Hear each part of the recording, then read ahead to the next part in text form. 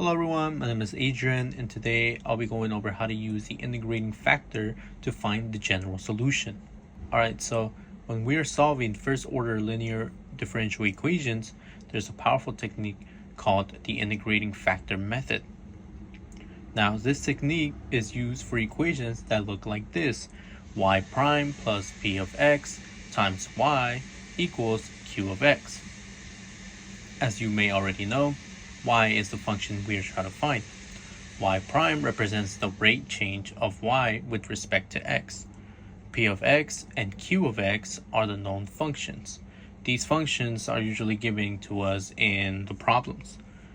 Now, the main idea of the integrating factor method is to multiply the entire equation by a special function called the integrating factor.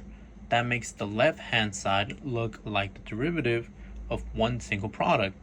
Once that happens, the equation becomes super easy to integrate, and that's how we find y.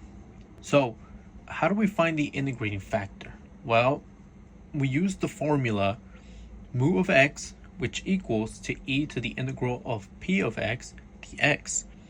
We call this mu of x the integrating factor because when we multiply our entire equation by it, the left-hand side turns into the derivative of mu of x times y. Now, let's go through an example so you guys can understand what I'm trying to say. For our example, we'll solve y prime plus y equals e to the 2x. Now, the first step is to identify what p of x and q of x are. In our case, p of x will be 1 and q of x will be e to the 2x. Now, we need to find the integrating factor. Now, if you guys remembered, for this, we will need to use the formula mu of x, which equals to e to the integral of p of x dx.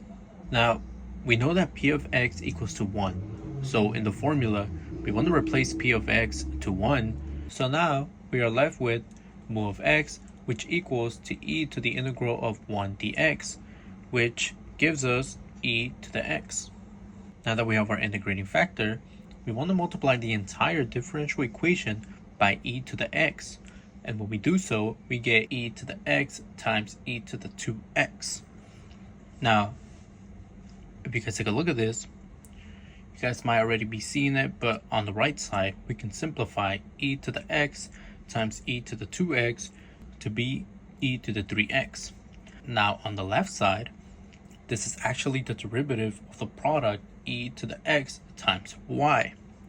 And because of this, we can rewrite the whole equation. Now that we have a simple derivative on the left side, our next step is to integrate both sides with respect to x. When we integrate the left side, the derivative and the integral cancel each other out, leaving us with e to the x times y. On the right side, when we integrate e to the 3x, we get 1 over 3 times e to the 3x, because when we take the derivative of e to the 3x, we get 3 times e to the 3x. Now we are left with e to the x times y, which equals to 1 over 3 times e to the 3x plus c. Finally, we solve for y by dividing both sides by e to the x. When we combine the exponents in the first term, we get e to the 2x.